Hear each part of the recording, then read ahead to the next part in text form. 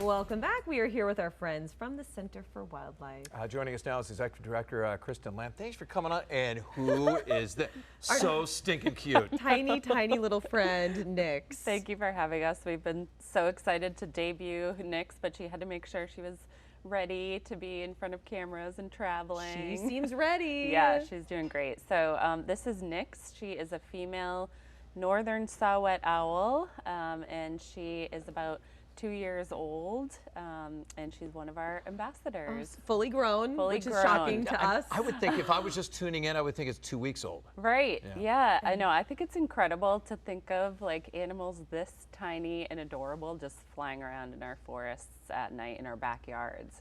They're out there. It's amazing. Oh my gosh. So what do we know about her? Yeah, so Nyx was actually brought to Avian Haven in Freedom, Maine, another one of our other largest wildlife centers in Maine.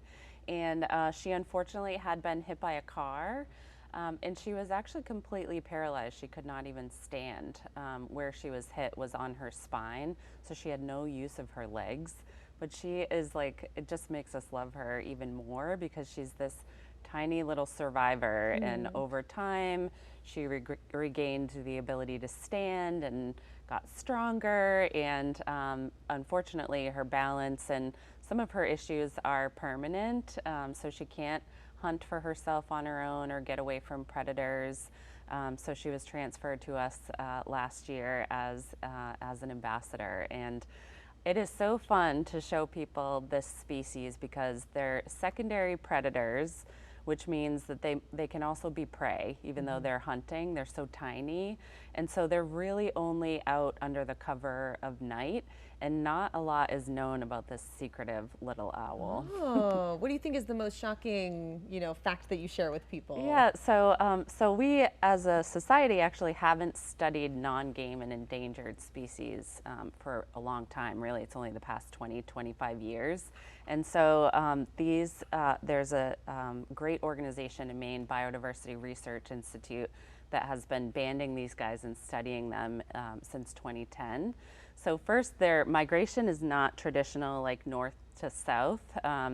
A banded bird has been found in Michigan and then found on the coastal Maine islands like the next year. So their pattern is mysterious.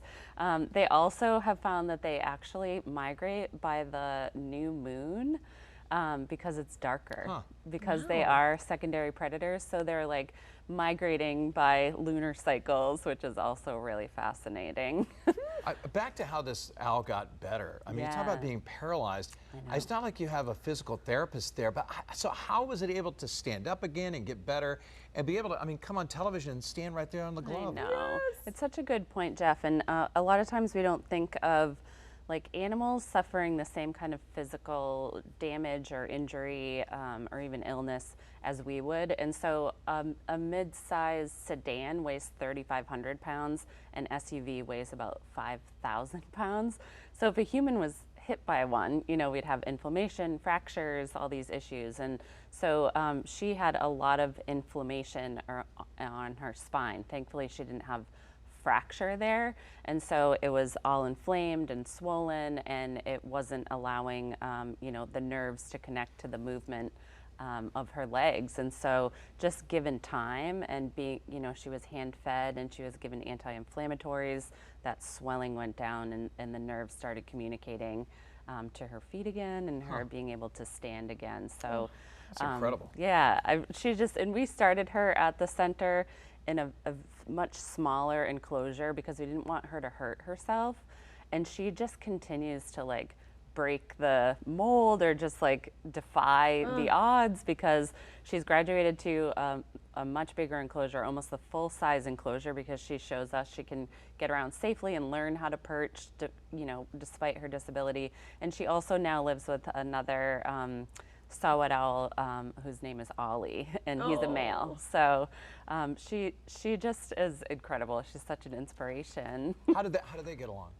They're getting along great. He actually chirps and buzzes in protection of her. So already he has assigned himself the job of protecting Nix, and Nix just she allows him to, which is kind of cool. Amazing. And for people who are not familiar with the center, she's an ambassador. She's used as an education tool. Yes. And so how excited are you to bring her to the classrooms and parties and things like that? Oh my gosh, it's amazing. She's been practicing on site, so she's done some on-site field trips. She met with our camp, and people are not able to care about and vote for or make consumption choices for wildlife and nature or any cause unless they experience it. So to have kids just be able to see this like tiny, adorable owl up close and start to learn, a lot of times we think of endangered and threatened as like these big rhinos and like animals that don't live near us, but to fall in love with the wildlife who are in our backyard and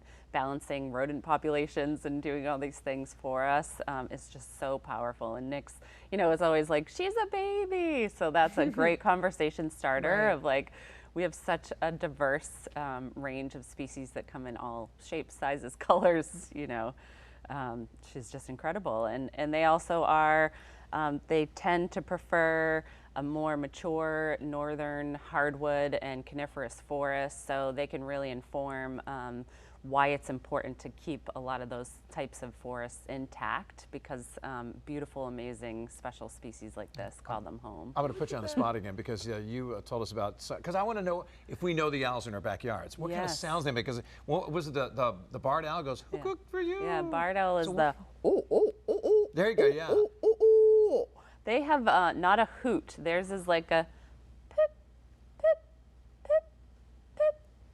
That's so like, cute. I know. I want her to do it. So people might have like heard that, and then Yeah. like your brain classifies it as like a machine or Yeah. something different. Right. So it's like a high pitch like toot, toot. It's not your smoke alarm beeping. It's Yes, yes. And it's also, research. It's so fun. Again, these guys are still mysteries, so a lot of research is being done, and it's assumed or thought so far that the females choose the nesting site, but they've also observed males doing that kind of poop, poop call to be like, is this good? Like, come over here and check this house out. It might be a Oh good my one for us to gosh. nest in. That's amazing. They're wonderful. Yeah, they are. How do they, if they're only flying around in the dark, how the heck do they meet each other? They don't see each other. Just go by the Just sound? their calls, Yeah. definitely. And we can't forget that birds and especially owls have completely different eye structures than we do. So they can see heat, they can see infrared, and they can also see into the UV spectrum. Yeah. And when we put ultraviolet lights on any of our birds, the white and the markings are completely different. So they're actually like little glowing, characters out there that are finding each other because they have a completely different eyesight than we do in the dark. So what they're amazing. experiencing is different. We are so happy you brought Nix here. It was so Yes. nice to meet you. And let everybody know your website if they want to check out events Yes, coming up. so we're at thecenterforwildlife.org. We do have a migration program coming up next weekend. So it's a great time of year to spot some amazing species on the move. Never thought I'd say an owl is cute, but that Oh, owl is cute. adorable. All right, Kristen, thanks so much. Thanks for having us. After the break.